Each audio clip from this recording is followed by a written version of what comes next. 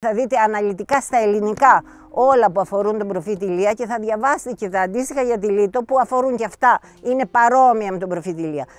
Λοιπόν, τώρα εμείς θα αρχίσω να σας λέω κάποια πράγματα λίγα, γιατί δεν νομίζω θα έρθουν άλλοι. Αν έρθουν άλλοι, θα φύγετε εσείς και θα κάτσουν αυτοί να τους πω λίγα πράγματα. Επίσης, θα με τα ξανακούσετε 2 φορές. Λοιπόν, εδώ σας μάζεψα για λόγους ασφαλείας, γιατί καταρχήν εδώ είναι ο πυρήνας, όχι ο πρώτος, ο δεύτερος πυρήνας ανασκαφής. Ο πρώτος πυρήνας ανασκαφής στο κόπεδο Ρασιδάκι, πίσω από του Γιαμπάμπα. Το ξέρετε, και εκεί είναι το κομμάτι που είναι κτιστό κανονικά. Εδώ είναι το λαξευτό, αλλά δεν θα το αρχίσουμε τώρα. Απλά σας λέω που είμαστε. Είμαστε τώρα εδώ σε ένα κομμάτι του ελληνιστικού. Υπάρχει παραπάνω, έτσι.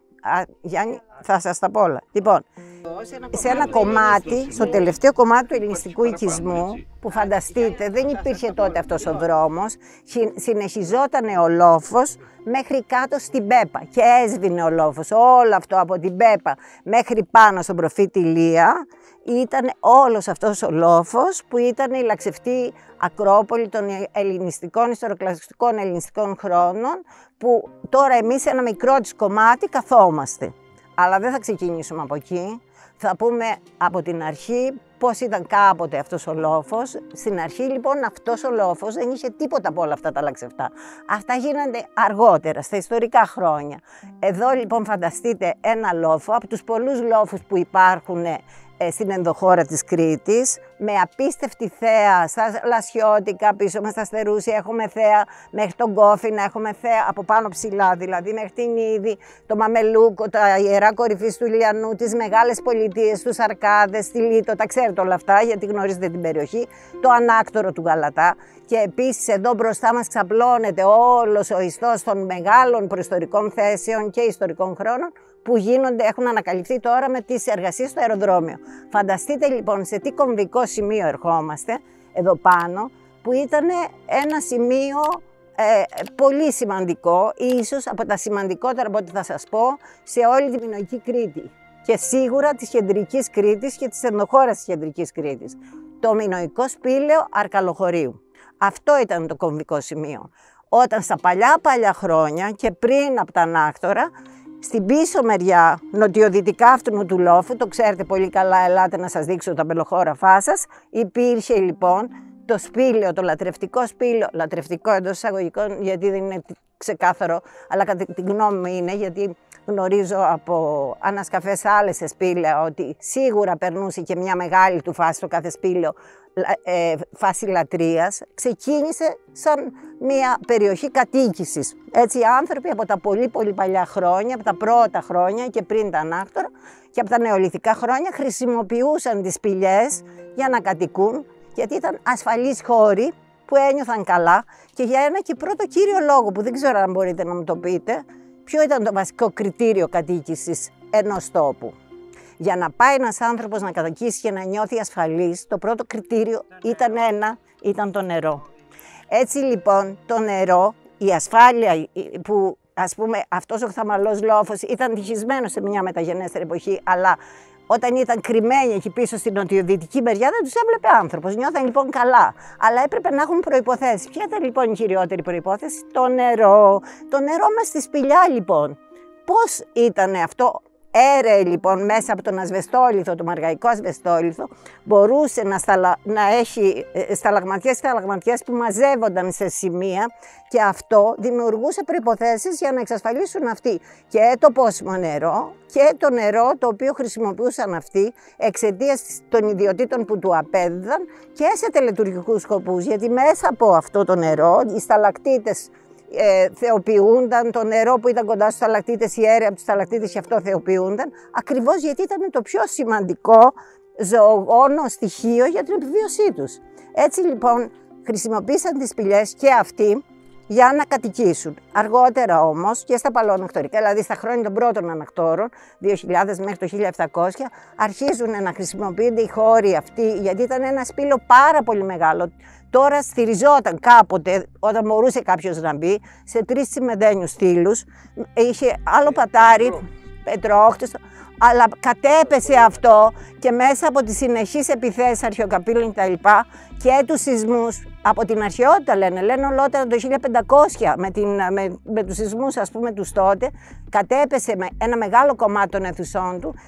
Υπάρχει πιθανότητα οι αίθουσες να εκτεινόταν και σε όλο το μήκος του λόφου και να ήταν δεδαλώδεις οι αίθουσες αυτές.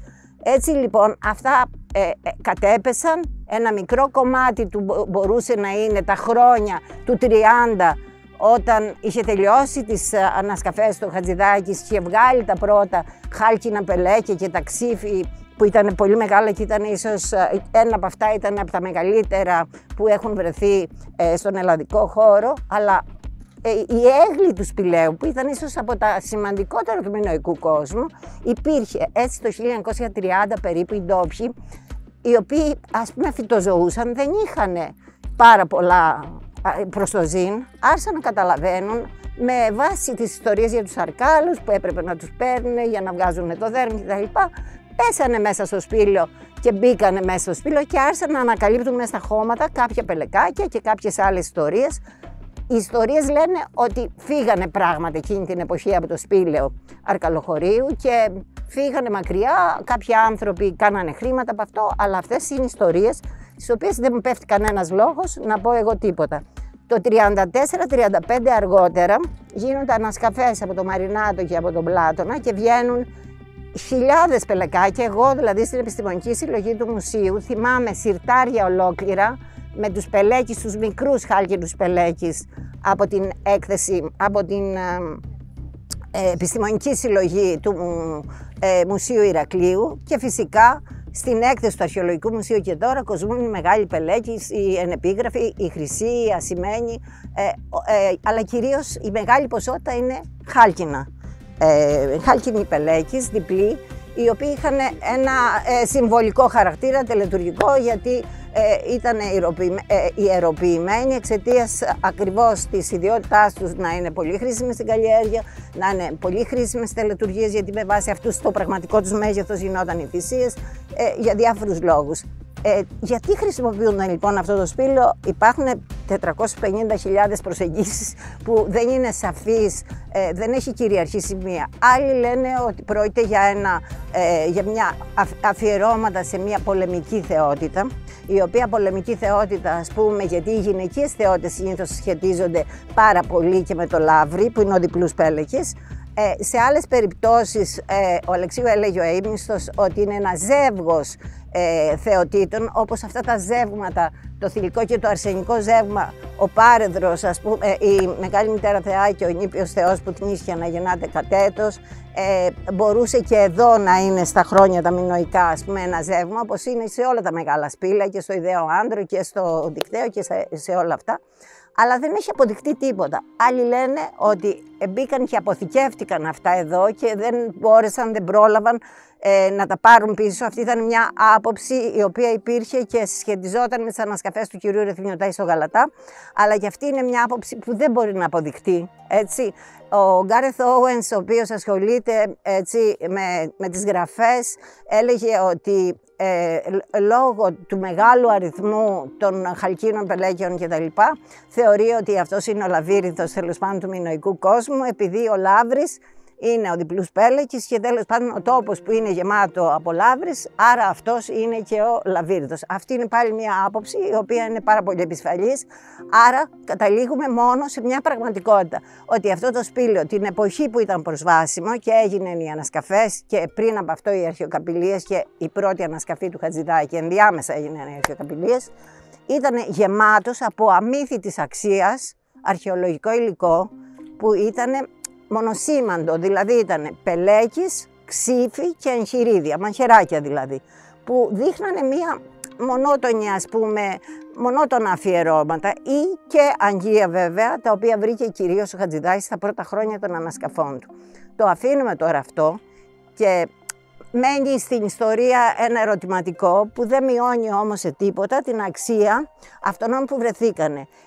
δύο από τα πελέκια τα οποία βρέθηκαν εκείνα τα χρόνια είχε το μεν ένα 15 ιδιογράμματα πάνω ιερογλυφικά και το άλλο πελέκι είχε γραμμική γραφή α, όπως το δίσκο της Φεστού και άλλα πράγματα, το οποίο πάλι ο Γκάρεθ λέει ότι πρόκειται για το μάτε ή νταμάτε που μπορεί να συσχετίζεται με τη μητέρα, Μεγάλη Μητέρα Θεά κτλ. Όλα αυτά όμως ακόμα είναι σε μια εξέλιξη, γιατί η γραμμική α δεν έχει αναγνωστεί κανονικά και όλα αυτά παραμένουν προτάσεις, όπως όλες τις προτάσεις αυτές που αφορούν το δίσκο της Φεστού και όλα αυτά τα πράγματα. Δεν θα σταματήσω εκεί. Περνάμε τώρα έξω από το σπήλαιο.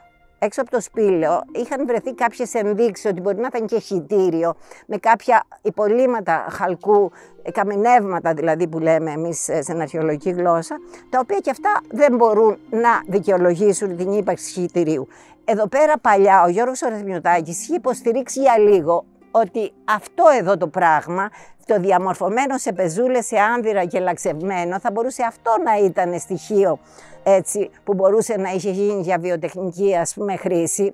Εδώ πέρα, εδώ όλα αυτά. Αλλά αυτό εκ της ανασκαφής αποδείχτηκε ότι ήταν, δυστυχώς για τον αγαπημένο μου φίλο, δεν αποδείχτηκε σωστό, διότι εδώ είμαστε στην καρδιά ενός μεγάλου ιστεροκλασικού ελληνιστικού οικισμού, που θα μπορούσε ένα κομμάτι του κάποια στιγμή να θεωρηθεί, αλλά από τις ενδείξεις με την ανασκαφή που είχαμε μέχρι τώρα δεν αποδείχθηκε τίποτα από όλα αυτά. Άρα αυτό το αφήνουμε στην άκρη. Ξαναπάμε πίσω στα μινωικά χρόνια. Συνήθως στις κορφές των βουνών υπήρχαν ιερά κορυφής, όπου οι άνθρωποι, ακριβώς επειδή η θρησκεία τους, η μινωική θρησκεία συνδεόταν με τη Μεγάλη Μητέρα Θεά, τη φύση, γινόταν υπαίθριες λατρείες με ένα κεντρικό βωμό ή ένα περιτύχισμα για να προστατεύει τους πιστούς. Εμείς, λόγω του οικισμού, δεν βρήκαμε το περιτύχισμα, δεν βρίσκαμε κανένα βωμό, αλλά βρήκαμε υπολείμματα ανθρωπόμορφων, δηλαδή με μορφή ανθρώπου ειδωλίων, με τη στάση που είναι αυτή του σεβίζοντα, ή ζωόμορφα ειδόλια που ήταν μέσα στις σχισμές, κατά την παράδοση. Εδώ απέναντι στο αγαπημένο μου χωριό, στο Ηλιανό, στο Δροζίτη, είναι ένα από τα σημαντικότερα ιερά κορυφής που έχουμε οπτική επαφή με αυτό, το οποίο ήταν πολύ σπουδαίο, το έχει σκάψει ο Γιώργος ο Ρεθμιωτάκης, και επίσης το Μαμελούκο, που είναι στο Καστέλι δίπλα εκεί στον Καρδουλιανό, είναι από τα σημαντικότερα ιερά κορυφής, σε ένα σύνολο τεράστιο που έχουμε κυρίως στην κεντρική και στην ανατολική Κρήτη, ενώ στην δυτική δεν έχουμε πολλά τέτοια. Άρα λοιπόν, κατά τη μινωική περίοδο, εδώ μπορεί να υπήρξε, κατά την παλαιοανακτορική, έτσι, και την ανακτορική ίσως για λίγο, να κράτησαν δηλαδή μέχρι και την νεοανακτορική ένα ιερό κορυφής εδώ πάνω. Έχουμε λοιπόν ένα μινωικό λατρευτικό σπήλαιο και ένα μινωικό ιερό κορυφής. Ο κύριος Λαμπράκης, ο οποίος με προστάτευε, ο αείμνηστος πατέρας της Μαρίνας, όταν έσκαβα πρώτη φορά στο οικόπεδο Ρασιδάκι, με βάλανε μια φορά στο βαρέλι ενός κουλουκιού, ας πούμε, έκανε τόσο κρύο, τρομακτικό, που για να με προστατεύσουν με βάλανε μπροστά από το βαρέλι, μου βάλανε και μια χαρτόκουτα από πίσω για να μπορώ να γράφω το ημερολόγιο. Και έρθει λοιπόν ο αείμνηστος και μου λέει, θα σου πω, Πόπη, Καλλιόπη, ένα πράγμα, εδώ έχει μινωικά. Ψάξε και βρες. Παραπέρα από το Ρασιδάκι λοιπόν πήγα εγώ αργότερα και έκανα στο Γιαμπάμπα το αυθαίρετο περιτύχισμα του κτηρίου εκεί που ήταν το χειροστάσιο, ότι ήταν αυτό. Έκανα μία τομή και βρήκα καμαραϊκά όστρακα, γιατί αυτός ο άνθρωπος, ο Γέρος Λαμπράκης, που το όνομά του ήταν Νίκος, ο κύριος Νίκος, είχε βρει πάρα πολλά μινωικά όστρακα, είχε μία συλλογή την οποία την ψάχνω εγώ τώρα από τους κληρονόμους τους, γιατί την είχε υποσχεθεί η Μαρίνα στην κυρία Κάντα, την Αθανασία, και ψάχνουμε να τα βρούμε προκειμένου να τα δημοσιεύσουμε, γιατί αυτά ήταν μινωικά όστρακα διάσπαρτα, που σημαίνει ότι μαζί με το σπήλαιο που συνήθως συνοδευόταν και συσχετιζόταν με κάποιο οικισμό κοντινό, έτσι, εδώ πριν γίνει αυτό λαξευτό, γιατί γίνεται αυτό αργότερα, πρέπει να υπήρχε κατοίκηση και στα μινωικά χρόνια. Απλά δεν το έχουμε ψάξει, δεν έχει επεκταθεί η ανασκαφή.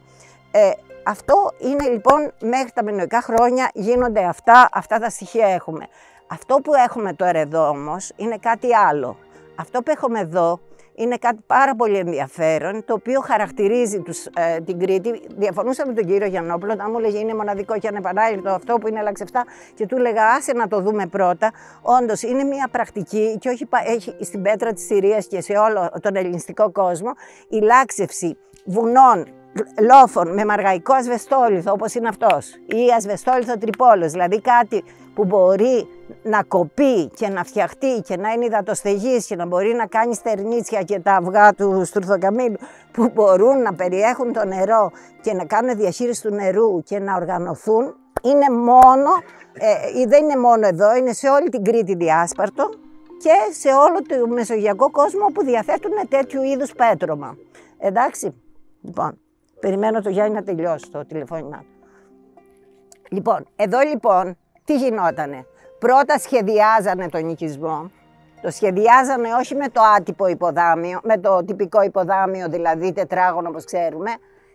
Το σχεδιάζανε με βάση τη γεωμορφολογία. Αυτή ήταν η ιδιαιτερότητα της ελληνιστικής, τεροκλασικής ελληνιστικής Κρήτης. Το σχεδιάζανε πώς είναι οι χώρες στα νησιά που πάμε, που έχουν τα δρομάκια, που έχουν τα σκαλάκια. Έτσι ήταν γι' αυτό.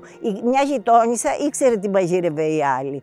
Ήτανε κάθε σπίτι εδώ ήταν μακρόστενο, μπροστά είχε μία αυλή και μπορούσες να μπεις στεγασμένο ίσως ή κι άλλες φορές άστεγο. Έμπαινε σε ένα προάβλιο χώρο και ήταν η εστία έξω από το σπίτι και μαγειρεύανε, κάνανε διάφορες δουλειές ή κτιστά ή λαξευτά. Μπαίνανε μέσα μετά, θα τα δείτε στο βιβλίο όποιοι ενδιαφερθούν, μπαίνανε μέσα στο χώρο και δυτικά ήταν τα δωμάτια με τις αποθήκες. Όλοι έχουν μπει σε κρητικά σπίτια των παππούδων μας, όπου ήταν οι αποθήκες με τα πιθάρια κατά παράταξη που είχαν κάνει λακκουδάκια, τα τοποθετούσαν, είχαν βάσεις, πλάκες δηλαδή που τα βάζανε πάνω, με τις οποίες και τα σκεπάζανε. Εδώ πέρα μετά μπορούμε να πάμε στο οικόπεδο Ρασιδάκη εκεί πάνω, που είναι το κομμάτι το κτιστό, όπου σκάψαμε, αλλά μπορείτε να το δείτε και εδώ όσοι δεν θέλουν να ανέβουν.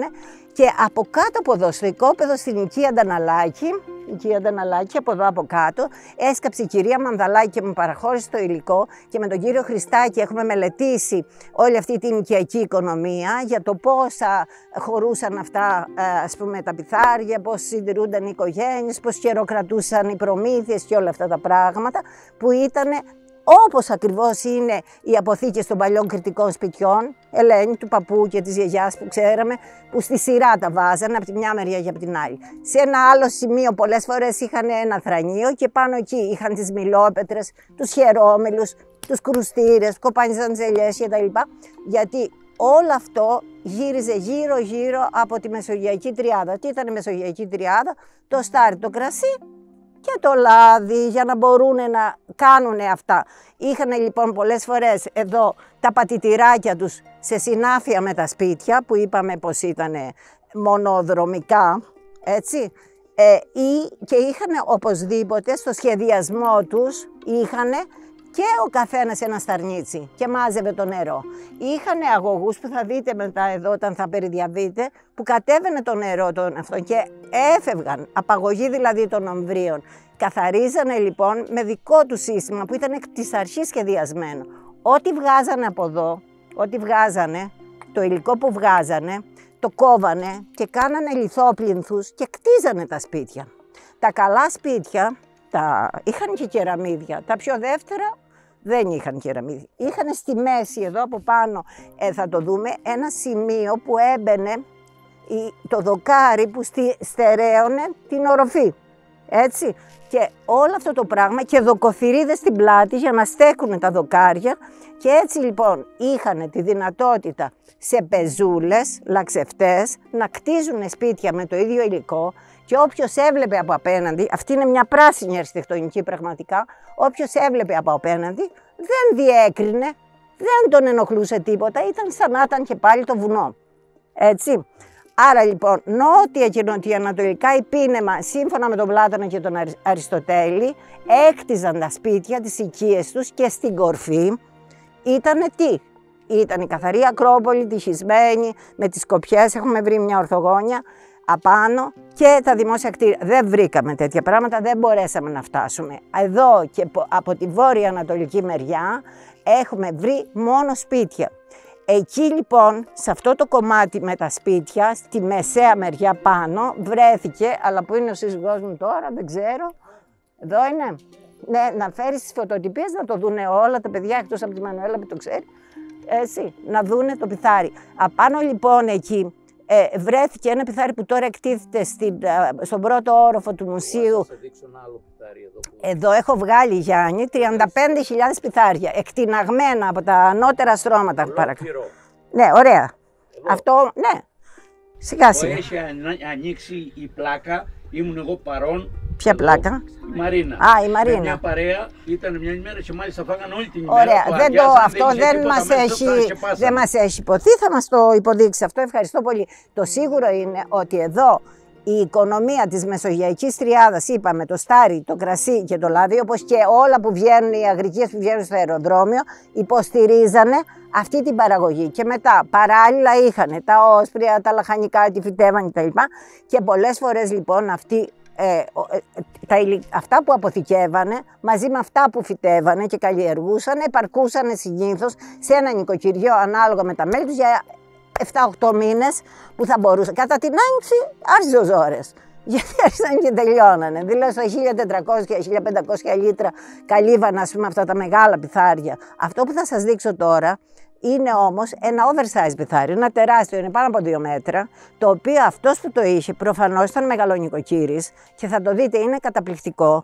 Είναι ένα πιθάρι, ίσως θεωρώ από τα πιο σημαντικά που έχουν βρεθεί αυτή την ώρα, και όλη αυτή η παραγωγή των πιθαριών που είναι αρχαϊκά, δηλαδή είναι αρχαϊκά χρόνια, τα χρόνια πριν τα ελληνιστικά, για να καταλάβετε, όταν υπήρχαν πόλεις κράτη στην Κρήτη, τα ιστορικά χρόνια, και μετά αυτά, επειδή ήταν από το αρχαίγωνο εργαστήριο του Θράψανου, αυτά κρατήσανε αιώνες και διατηρηθήκανε και στα ελληνιστικά χρόνια. Δηλαδή έχουμε τα αρχαϊκά πιθάρια που καταστράφηκε ο οικισμός τους και ξαναχτιστήκανε εδώ πέρα και φτιαχτήκανε αυτές οι μενοδρομικές οικίες με τα δρομάκια, με τα άνδυρα και όλα αυτά τα πράγματα, που ξέχασα να σας πω ότι όλες οι πόρτες είχαν ανατολικό προσανατολισμό, από ανατολικά μπαίνανε.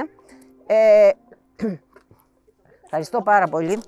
Λοιπόν, και είχαν πάνω παραστάσεις από 2 άλογα που τα κρατάει ο υποκόμος και από κάτω κρυζιούς, οι οποίοι είχαν και όνομα και οι οποίοι είναι πάρα πολύ. Όποιος θέλει μπορώ να του στείλω το άρθρο από το αρχαιολογικό δελτίο που έχουμε κάνει μια πολύ σημαντική δημοσίευση για το πώς ονομαζόταν ο Παχής Κρυζιός, που είναι την ώρα, ας πούμε, που συναγωνίζονται οι 2 κρυζιοί και αντιμετωπίζουν ο ένας τον άλλο, και για να δούνε ποιος θα είναι ο επικρατέστερος, που θα γίνει ο αγαπημένος, τέλος πάντων, αυτός που θα είναι ο μπροστάρης, που είναι ο καταπληκτικός κρυζιός, και τον οποίον τον απεικονίζει ως ποιος, που είναι ας πούμε ο λογοτεχνικός τρόπος, ο οποίος είναι ο κανονικός τύπος του πίον. Ο πίον με ωμέγα, αλλά το πιθάρι γράφει πίος με γιώτα και όμικρον, που σημαίνει ο Παχής Κρυζιός. Ο κύριος Κριτζάς, ο οποίος έκανε μια υπέροχη δουλειά πάνω στη μελέτη, μίλησε με κτηνοτρόφους από τον Ψιλορίτη και παρέθεσε και πολλές και αρχαίες μαρτυρίες για το πόσο συνηθισμένο ήταν ο Βοσκός να μιλάει και για την κατσίκα του και για τον κρυζιό του οπωσδήποτε και για τα ζώα τα αγαπημένα του με ένα συγκεκριμένο όνομα. Είναι λοιπόν μια παράδοση που κρατάει και μέχρι σήμερα, ανάλογα με το χρώμα, ανάλογα με τα ιδιαίτερα χαρακτηριστικά του, αν έχει άσπρα ποδαράκια, αν έχει, ξέρω εγώ, ένα ζούδο εδώ πέρα, ένα άλλο χρώμα. Και αυτός ο συγκεκριμένος τώρα, σύμφωνα και με τον Όμηρο που λέει τα πίωνα, ας πούμε, πρόβατα κτλ., είναι ο Παχής Κρυζιός. Θα δείτε τώρα, θα το πάρετε ένας-ένας να το δείτε, και αν θέλετε κάποια στιγμή, νομίζω δεν είναι επισκέψιμο τώρα εκεί στο μουσείο, είναι κλειστά, αλλά όποιος θέλει μπορώ να το στείλω, να ρίξετε μια ματιά. Ξέχασα να σας πω ότι στο οικόπεδο Ρασιδάκη, εκτός από τους μιλόλιθους, δηλαδή τις μιλόπετρες, που ήταν από ηφαιστειογενές υλικό, το ηφαιστειογενές υλικό ήταν ανδεσίτης, ερχόταν από τη Μήλο και κάνανε εισαγωγές εδώ και φτιάχνανε τις λεκανίδες αυτές που, πώς λένε, χτυπάγανε τα διάφορα στάρια, όλα αυτά, και μιλόπετρες βέβαια βρήκαμε, σε ειδικά θρανιά τοποθετημένες, κρουστήρες, τριπτήρες, όλα τα υλικά. Βρήκαμε όμως και ένα ελαιοπιεστήριο στο οικόπεδο Ρασιδάκη, που θα σας το δείξω εδώ. Είναι πάρα πολύ ενδιαφέρον, αλλά είναι πάρα πολύ αβαθές, δηλαδή έχει την γλυφή γύρω-γύρω, και σύμφωνα με ανθρώπους που έχουν ασχοληθεί από αυτό και με ένα παράλληλό του στον κομμό, πιθανότατα ήταν ένα κομμάτι από ένα ελοποιεστήριο που μπορεί να έπαιρνε ένα κεντρικό στυλαιό και να είχε τη δυνατότητα με μια άλλη πέτρα από δίπλα ή δύο πέτρες να γυρίζουν έτσι για να λέθε η ελιά τέλος πάντων και να βγαίνει το λάδι, γιατί δεν θα μπορούσε εύκολα από τόσο αβαθές πράγμα να γίνει αυτό. Τι άλλο να σας πω. Θα δείτε πολύ συχνά εδώ διάφορα γουργουθάκια, έτσι, λακκουβάκια, τα οποία χρησιμοποιούνταν μέσα για οικοτεχνικούς λόγους, είτε για να σπάσουν κάτι ή σαγουδί δηλαδή.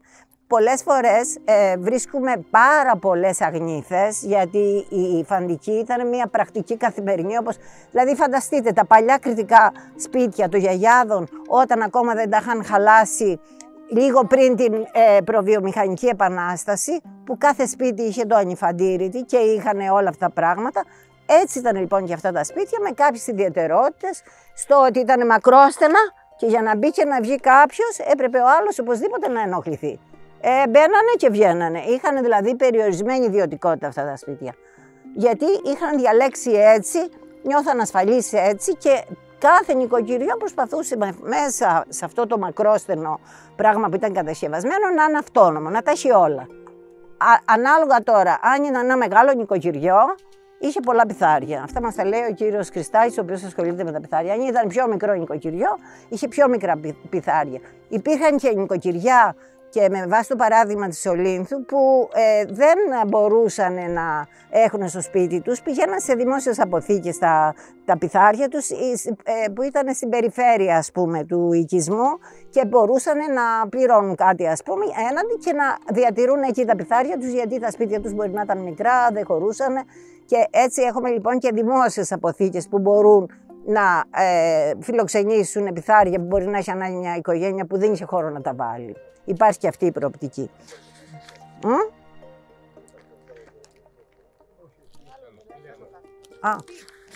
Λοιπόν, αυτό που ήθελα τώρα να δω, κάτι άλλο να σας πω. Ένα άλλο σπίτι, ένα άλλο κομμάτι σημαντικό εδώ, το οποίο δυστυχώς αυτό δεν ήταν τότε, δεν είχε γίνει ανασκαφή και δυστυχώς δεν προλάβαμε και χτίστηκαν αυτά τα δύο σπίτια. Έτσι, χτίστηκε δηλαδή η οικία Στρατάκη και το άλλο του οδοντίατρου του Κατσαμπρακάκη, βέβαια, του Αλέξανδρου. Αυτό λοιπόν, ο οποίος γιορτάζει και σήμερα, του κάνουμε το όνομά του. Λοιπόν, δεν φταίνουν οι άνθρωποι, δεν ξέρανε τότε, για κάποιο λόγο δεν είχαν φανεί, ας πούμε, τα στοιχεία, γιατί πολλές φορές υπάρχουν κενά. Κυνηγούσαν να τα πουλήσουμε για να χτίσουν.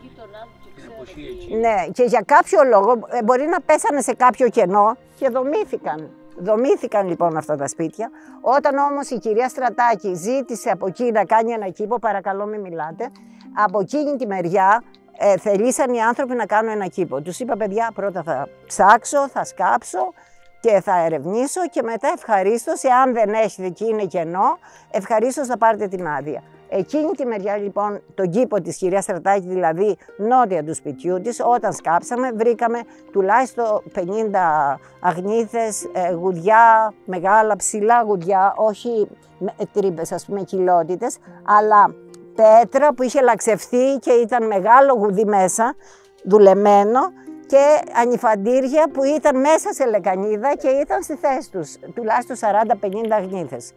Οπότε καταλαβαίνετε ότι δεν πήραν ποτέ αυτή την άδεια. Και απαντήθηκε και το ερώτημα ότι το κενό υπήρχε μεν, αλλά η συνέχεια του οικισμού καλύπτει το μεγαλύτερο μέρος του λόφου, αυτό όλο το νότιο-ανατολικό υπήνεμο κατά Πλάτωνα και Αριστοτέλη, και πάει μέχρι του Ρασιδάκη, το οποίο και απαλωτρίωσε, ήταν η πρώτη μου ανασκαφή. Το δικό μας ήταν και αυτό. Το οποίο και απαλωτρίωσε ένα μεγάλο κομμάτι του αμέσως, ενώ ήμουνα στα πρώτα μου βήματα, και το οποίο είναι κτιστό, δεν είναι λαξευτό. Γιατί εκεί έχει επιχώσεις, έχει χώμα, δεν έχει βράχο τέτοιο. Αυτός ο βράχος είναι από εδώ, από του Στρατάκη και μετά. Όταν τελειώσετε, θα μου κάνετε ό,τι ερωτήσεις θέλετε. Ένα λεπτό. θέλω να πω δύο πραγματάκια. Ναι, Γιάννη, ένα λεπτό να δω τι έχω, να δω τι άλλο έχω να σας πω. Θα το δείτε λίγο το πιθάρι.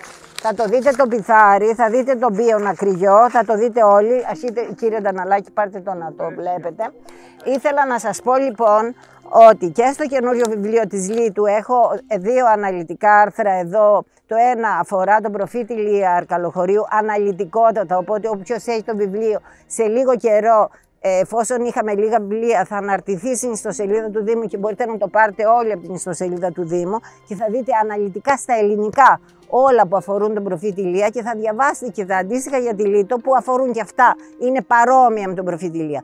Πρέπει να πούμε εδώ ότι εδώ, επειδή ακριβώς η κυρία Μπουρνιά που μελέτησε το πιθάρι αυτό, απέδωσε αυτό το πιθάρι στο μεγάλο εργαστήριο των Αρκάδων, το πιθανότερο εμείς εδώ, ο προφήτης Ηλίας, ο οικισμός αυτός, είναι ίσως ένα πώλισμα της Αρκαδίας. Το αν όμως είναι και το δυτικότερο όριο της Λίτου, της επικράτειας της Λίτου, αυτό πάλι δεν έχει αποδειχτεί. Το σίγουρο είναι ότι όλοι, και η Αρκαδία και η Λίτος και ο προφήτης Ηλίας καταστράφηκε με το 221-220 με την επίθεση της Κνωσού, όπου όλα εδώ, όλες τα πωλίσματα και οι πολιτείες που ήταν και οι Αρκάδες και αυτό το μικρό πώλισμα προστάτευσαν, ενώθηκαν για να προστατεύσουν τη Λίτο και όλοι μαζί καταστράφηκαν για πάντα. Αργότερα εδώ δεν έγινε τίποτα, παρά μόνο κάποιοι ιστερορωμαϊκοί τάφοι, άναρχοι, χωρίς στερίσματα, άρχισαν να κτίζονται προς τα πάνω, αλλά δεν ήταν μια μεταχρήση και αργότερα κάπου εδώ στη μέση βρήκαμε 10 ή 15 τουρκικές πίπες. Καθόταν εδώ και καπνίζανε και βλέπανε τον κάμπο, δεν μπορούμε να ξέρουμε, δεν βρήκαμε άλλο στοιχείο, το οποίο ήταν από την τουρκοκρατία. Αυτή είναι η διαχρονία του λόφου. Ήθελα να σας πω επίσης ότι το Αρκαλοχώρι εδώ και αρκετά χρόνια από το De Gruyter,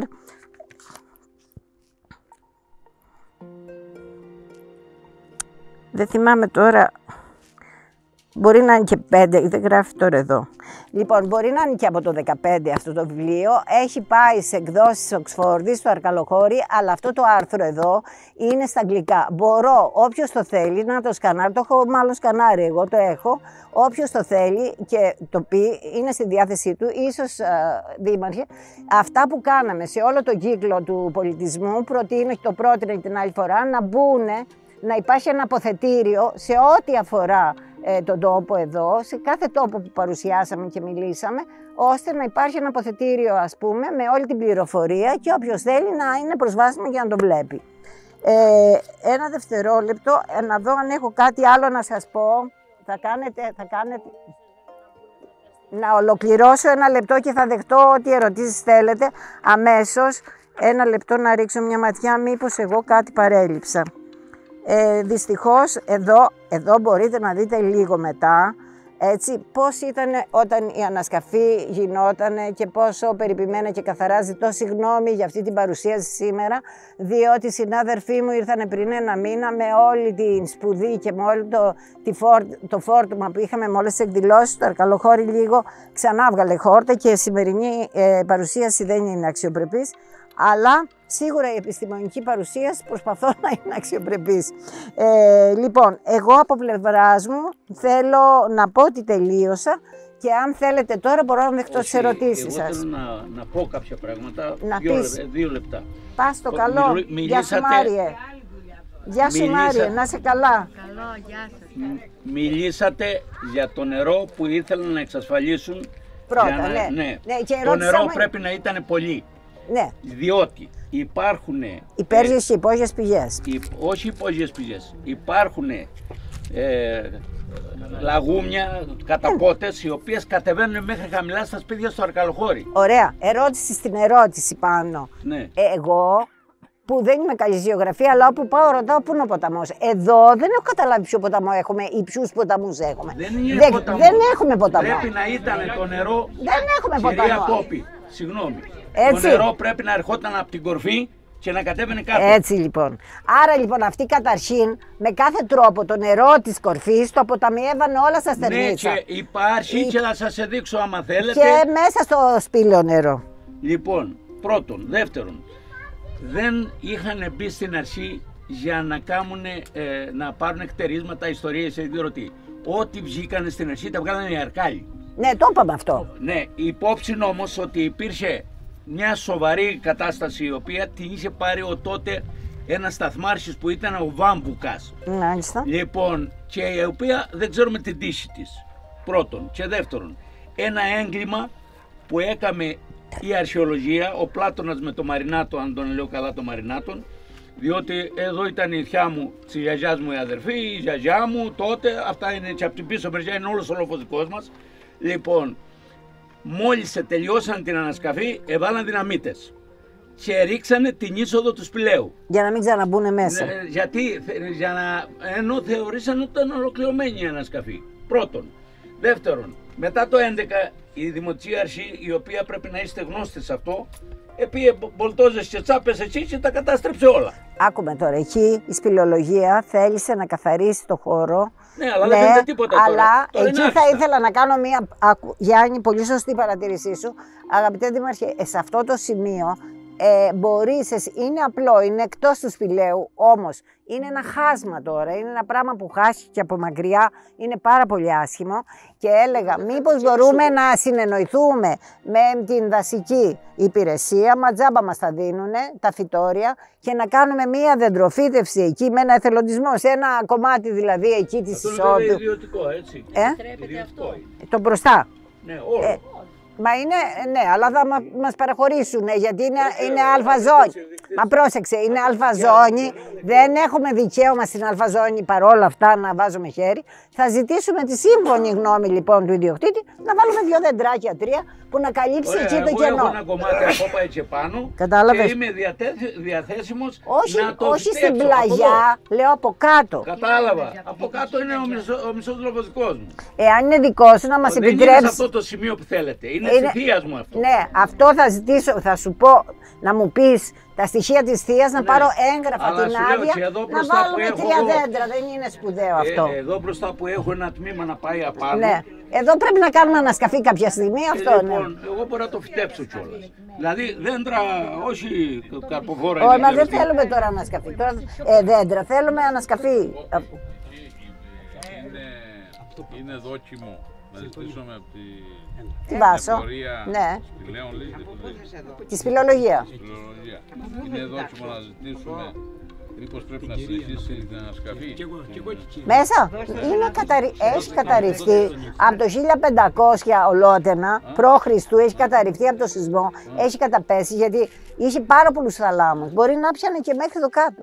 Αλλά λέγεται ότι έφτανε μέχρι ναι, ναι, αλλά ήταν πολλαπλοί θάλαμοι. Αυτά όμως καταγκρεμιστήκανε και κλείσανε. Λέγανε και τα παιδιά που δηλώνανε, η Μανουκάκη είχε κάνει ένα άρθρο στο ίντερνετ και λέει ότι είχε ένα πατάρι που ήταν ένα άλλο κομμάτι. Και, το είχε πει ο Λαμπράκης, λέει. Οι παλιοί. Ναι, και όλα αυτά τα. Ξέρω παλιές ιστορίες σοβαρές. Ναι. Δεν τα ξέρει κανείς αυτά. Ναι, ωραία. Έχει καταρριφθεί λοιπόν και όταν ήταν προσβάσιμο και πριν καταπέσει τελείως, ήταν 3 οι στήλοι αυτοί που το στέκανε, που στο ίντερνετ λέει τσιμεντένι και λέμε ότι είναι πετρόχτης. Όχι, ήταν με πελέκια χτισμένη. Με πελέκια χτισμένη από ασβεστόλιθο. Μεταγενέστερη όμως. Ναι, μεταγενέστερη. Και έκτισε ο Κουρμούζης. Και αυτοί επέσανε με τις τσάπες που επί ο Καλογεράκης είχε πάνω και ίσχυ αυτήν. Τεράστια τσάπα. Και έρχεται και λέω, ανοίγει γνώση της αρχαιολογικής υπηρεσίας, ζωή σε εμάς. Καταστροφή στον τόπο. Πλήρης. Μα το σπήλαιο τυπικά την είχαν τελειώσει από τότε. Δηλαδή ότι ήταν να πάρουν γιατί αυτά μέσα οι επιχώσεις. Αλλά δεν θεωρώ ότι μπορώ να το ξέρω όταν υπήρχαν τόσοι θάλαμοι που δεν ξέρουμε ότι είχαν όλοι ας πούμε ψαχτεί. Οπωσδήποτε όμως ένα μεγάλο ποσοστό, γιατί μιλάμε τώρα για πολύ σπουδαίους μεγάλους αρχαιολόγους, πέρα από τα λάθη που μπορεί να κάνανε, όλοι αυτό με τα κρυφτικά που λέει τώρα ο Γιάννης.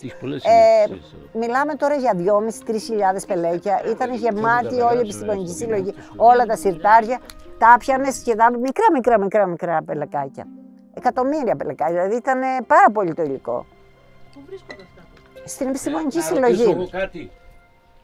Επειδή σε μια παρουσίαση που μας είχαν κάνει πριν 20-25 χρόνια, είχαμε δει ότι στα συρτάρια του μουσείου υπάρχουν εκατοντάδες, για να μην αυτό σου πούμε είπα. κάποιες δεκάδες, εκατοντάδες. 2.500 είναι. Ναι, ξύφοι ιστορίες τα οποία Όχι ξύφοι, τα πελέκια. και ξύφοι. Τα ξύφοι δεν είναι τόσα πολλά. Μα Είναι δεν αρκετά, μιλάω για το αλλά δεν πολλά ή μπορούν. λίγα. Απλά είναι το ένα Αλλού θέλω να μεγαλύτερο. καταλήξω. Ναι. Ότι υπάρχουν στα συρτάρια τα οποία είναι αποθηκευμένα, δεν τα βλέπει άνθρωπος. Στην επιστημονική συλλογή σου λέω. 2 λεπτά.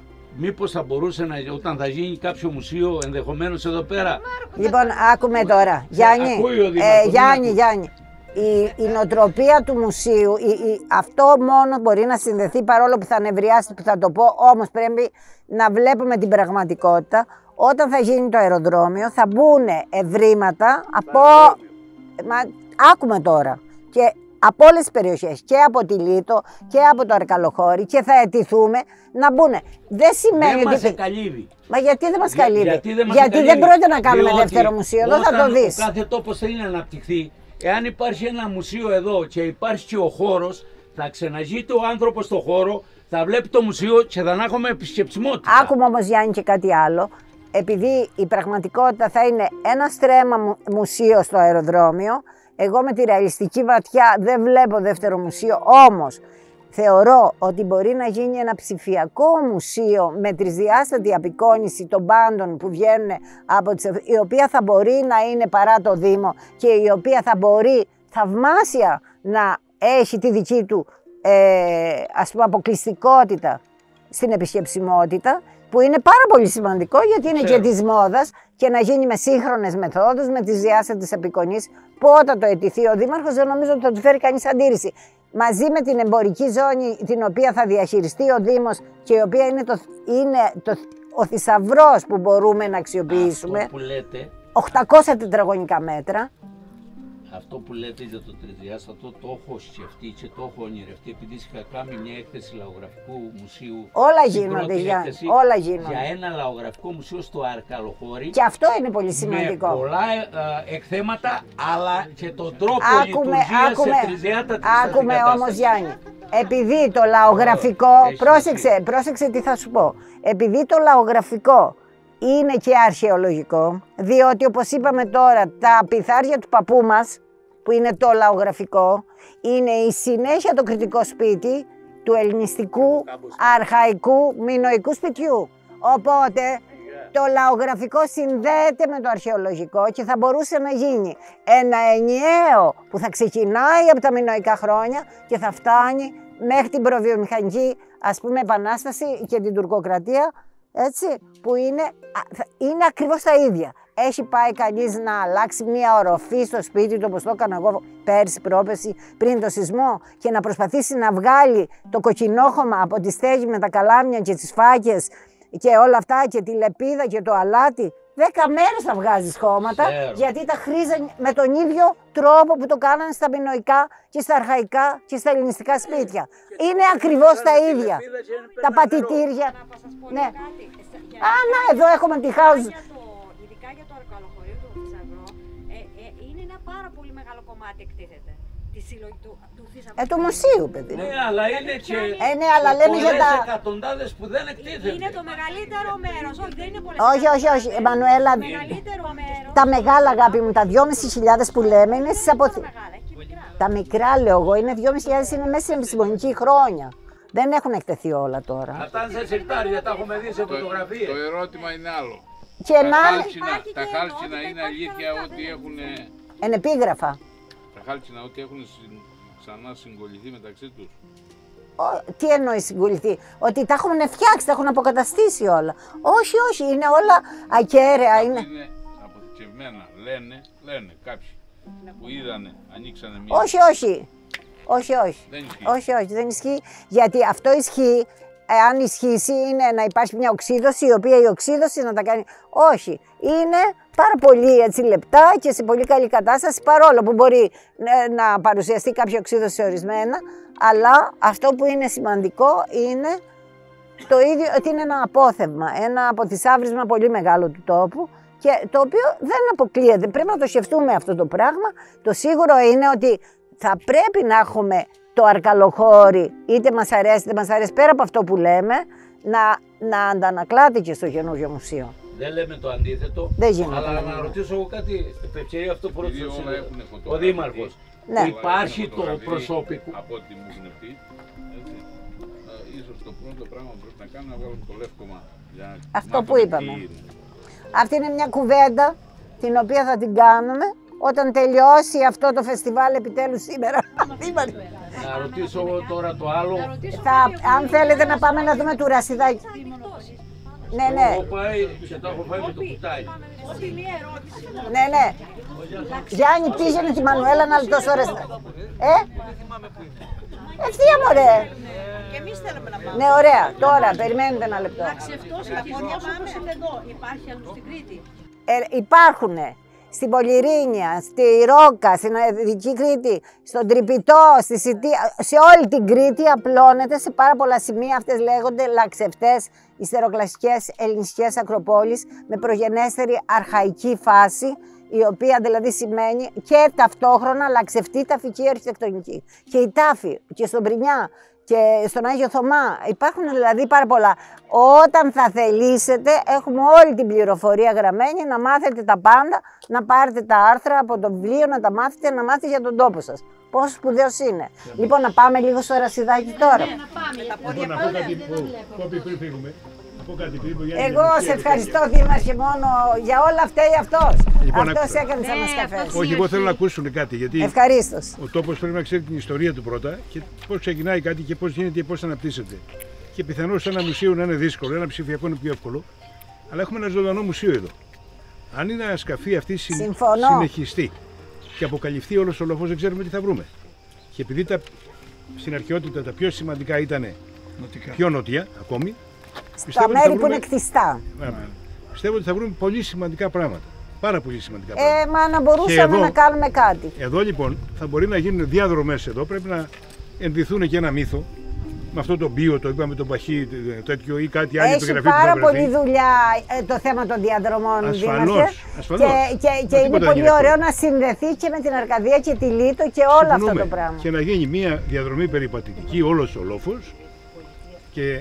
Με πινακίδες, με επεξηγηματικά για το τι είναι το καθένα, συμφωνώ απόλυτα. Η αιτία που ξεκινήσαμε ήταν δυο. Η μια ήταν όταν το 1994 περίπου ήρθε ένας θίασος από την Αθήνα, ο οποίος έκανε μια παράσταση εδώ σε αρχαιοελληνική γλώσσα, στη γλώσσα του Ιεσκύλου. Ναι, και αυτό μπορεί να σκεφτεί κανείς. Έμαθα ότι πέθανε ο πρωταγωνιστής τότε. Βάλαμε 200-300 καρέκλες εδώ. Το θυμάμαι. Γύρισε όλο το Αρκαλοχώρι, δεν του άρεσε πουθενά. Τίποτα, δεν είχαμε το θέατρο τότε. Αλλά σε όλους τους χώρους που είχαμε. Στο τέλος του λέει: ρε φίλε, δεν μπορώ να σου βρω χώρο. Λέει να κάνουμε μια βόλτα. Κάνουμε τη βόλτα, βγαίνει αυτός, λέει: εδώ με ενδιαφέρει. Τρέχει λοιπόν, πάει εκεί πίσω. Βγαίνει μια στιγμή εδώ, αυτά δεν είχαν σκαφεί, όταν. Ποιον μόνο υπήρχε. Λέει: ο τόπος λέει έχει μεγάλη ενέργεια εδώ. Και έκανε έτσι, λέω: τρελός τελείως. Λοιπόν, παρά τα αυτά, νιώθουμε αυτή την ενέργεια τώρα και παλιά από αυτή την τρύπα περνούσαν οι έγκυες για να γεννήσουν καλά ή να φύγει ο πονοκέφαλος. Όποιος είχε πονοκέφαλο περνούσε από εκεί. Ναι, αυτό έτσι με μεγαλώσετε να μου λέτε εδώ πέρα. Ένα άλλο θέμα σημαντικό. Το ξέρω, βρε. Ρε Γιάννη, ένα σημαντικό θέμα. Το πώς ξεκινάει κάτι ήταν η Μακαρίτισσα, η Πόπη που προηγουμένως του Αρχάβλη, η οποία όταν τη ρώτησα κάτι μου είπε: ποιου λέτε, στον πόρο του βουνού. Ποιος είναι ο πόρος του βουνού? Αυτό λέγεται πόρος του βουνού εδώ. Άρα κάτι η λέξη πόρος λοιπόν ήταν είσοδος και πιθανώς να ήταν περιφραγμένο ή με κάτι. Και εδώ πάνω υπάρχει σκάλα. Οι σκάλες είναι των συνοικιών. Ακριβώς. Αλλά η σκάλα είναι μετά από τον πόρο, μετά την είσοδο. Η είσοδος της πόλης, ρε παιδιά. Η πόλη που είχε άνδυρα και διαμορφωνόταν. Πώς είναι οι γειτονιές? Υπάρχει αρχαϊκό τείχος στην κορυφή. Αρχαίο τείχος. Πεσμένο από πίσω. Όχι, υπάρχει τα θεμέλια με πέτρες πάρα πολύ μεγάλες. Ναι, και πεσμένο κομμάτι. Κάτω από τις καρυδιές και τις φυστικές. Ναι, αλλά και το ελληνιστικό είναι πεσμένο το κομμάτι. Εγώ επιμένω στο εξής και το λέω στο Βασίλη τώρα που είναι εδώ. Ακούς, Δήμαρχε? Δήμαρχε. Δεν ακούει. Βασίλη, ναι. Ένα θέμα που προτείνουμε τώρα εδώ είναι να συνεχιστεί η αναξαφή και σιγά σιγά να γίνουν και διαδρομές. Να βοηθηθεί από το Δήμο, από την περιφέρεια, από όλους τους φορείς. Γιατί δεν είναι θέμα του Δήμου μόνο, ούτε έχει τα χρήματα όλα. Γιατί είναι ένα μεγάλο έργο. Πάντως πρέπει να συνεχιστεί και ακόμη και κακώς για ακόμη τόσα χρόνια. Και αυτό μπορεί να αποτελέσει ένα πράγματι ωραίο χώρο επισκέψιμο μαζί με τους άλλους περιοχές, να αναδειχθεί ο Δήμος σε μια περιοχή, σε ένα αρχαιολογικό πάρκο συνολικό. Με συνολικές πολιτιστικές διαδρομές στα πλαίσια του αεροδρομίου. Αυτό είναι το πιο σημαντικό. Πάμε τώρα μας ενημερώνει πλήρως. Και στο Δήμο που έχει την πρωτοβουλία και στην Αντιδήμαρχο. Το φεστιβάλ λύγει σήμερα και χαιρόμαστε που λύγει, αλλά να το επαναλάβουμε του χρόνου με άλλες δράσεις. Δεν μπόρεσα να είμαι στις προηγούμενες που θα ήθελα πάρα πολύ. Λυπούμαστε, ήταν πολύ καλά. Λοιπόν, να κάνουμε άλλα πράγματα. Να συνεχίσουμε αυτές τις Ευχαριστώ πάρα πολύ, παιδιά. Ευχαριστώ όλους σας. Θα πάμε ένα λεπτό πάνω.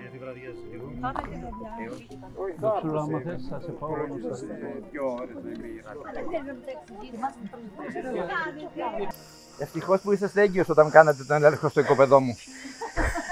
Είχε βρει κάτι τέτοια αντίβαρα από εργαλειό. Ναι. Μα δεν έχουμε πρόβλημα. Εχθές αυτό το ωραίο αγόρι παρουσίασε συναυλία στο Τζούτσουρο και έσχισε. Εδώ τώρα ήταν το προαύλιο. Αυτή ήταν η κτιστή εστία. Και από εκεί έμπαινε στον χώρο. Αυτό το μικρό τώρα εκεί που είναι... Μιλόπετρα. Εκεί η είσοδος. Άλλη είσοδο, με παραστάτες, που έμπαινε στον χώρο των εργαστηρίων. Στο σκατζόχυρο. Ναι. Λοιπόν, παιδιά, αυτή είναι η πρώτη ανασκαφή. Το οικόπεδο Ρασιδάκη. Και από εδώ είναι μόνο κτιστά. Εδώ, ναι, όλο αυτό το πετροκοπιό, γιατί ήταν μέχρι πάνω. Λοιπόν, πάνω από 80 πιθάρια σπασμένα, εκτιναγμένα ψηλότερα εδώ μέσα, τα οποία ψάχνουμε να βρούμε ένα πρόγραμμα, να φτιάξουμε για να μπορούμε να τα εκθέτουμε. Λοιπόν, βλέπετε τις παραστάτες, εδώ ήταν η αυλή, εδώ δίπλα το βλέπετε το κτιστό, εκεί μαγειρεύανε. Και βάζανε τα χρειασίδια έξω από το σπίτι.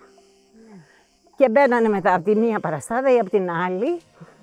Εδώ ήταν ο εργαστηριακός χώρος, ήταν μονόδρομος. Έτσι πηγαίνανε τα σπίτια προς τα πάνω. Και εκεί ήταν το ελαιοπιεστήριο που σας έδειξα. Ναι. Οι μιλώνες που αλέθανε, τα θρανία και πιο μέσα θα μένανε. Προφανώς. Αλλά δεν προλάβαμε να κάνουμε άλλα πράγματα. Εδώ μπροστά είχε ένα πιθάρι διακοσμητικό σε δεύτερη χρήση που ήταν χαλασμένο. Το κόψανε στη μέση και το κάνανε σαν διακόσμηση. Και διακοσμούσε την είσοδο. Εδώ έχει πέσει παραστάδα, έχει άλλη μία είσοδο. Βλέπετε τη μεγάλη πέτρα. Δεν θυμίζει παλιά κρητικά σπίτια. Είναι ακριβώς τα ίδια. Αυτό είναι πια δικό μας, της υπηρεσίας. Ήταν το πρώτο κομμάτι που παλωτριώσαμε. Όχι όλο. Αυτό εδώ το κομμάτι. Αλλά όπως βλέπετε εδώ πέρα, είναι πεδίο δόξου Λαμπρόδημαρχη, δηλαδή έχει τρομακτική δουλειά ακόμα που θα μπορούσε αυτό τώρα με κάποιο τρόπο να το, ας πούμε, αν θέλουμε, μπορούμε να το αναδείξουμε λίγο περισσότερο, αν θέλουμε. Αλλά αυτό είναι δουλειά της υπηρεσίας, δεν μπορεί να την κάνει ποτέ. Τουλάχιστον να μπορούμε ακόμα να το καθαρίζουμε και να μπορεί να μπει μια πινακίδα, ας πούμε, να είναι επισκέψεις. Αυτό είναι ένα πρόβλημα. Σκέψτε να βλέπουμε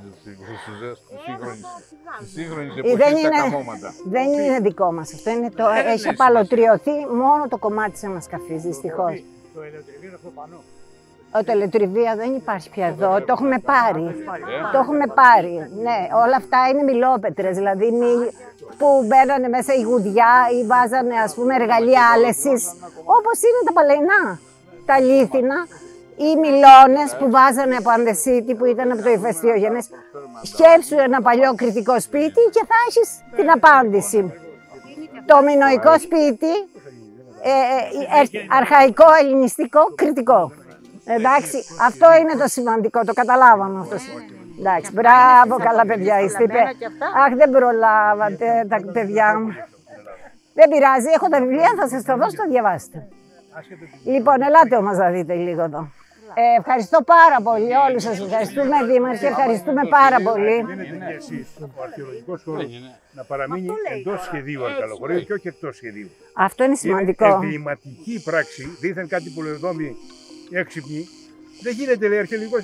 Βγάλετε την Ακρόπολη έξω, βγάλετε τη Ρώμη έξω από την πόλη. Τι είναι αυτά που λέτε. Πρέπει να είναι μέσα στο νηστό. Ζώτανε. Απλώς δεν ήρθαν οι άνθρωποι γιατί είχε μια δυσκολία να τα χτίσουν. Μα τότε δεν θα κτίζουμε μες στην Εγώ Αλφαζόνη. την έκανα την αρχαιολογική. Αλφαζόνη μαζί την Εγώ κάνουμε. την έκανα και έκανα και τις φωτογραφίες Ναι. του Σαρδίμους και τα λοιπά. Και έχω τιμή και καμάρι γι' αυτό. Όμως αδικηθήκαν άνθρωποι και τα λοιπά.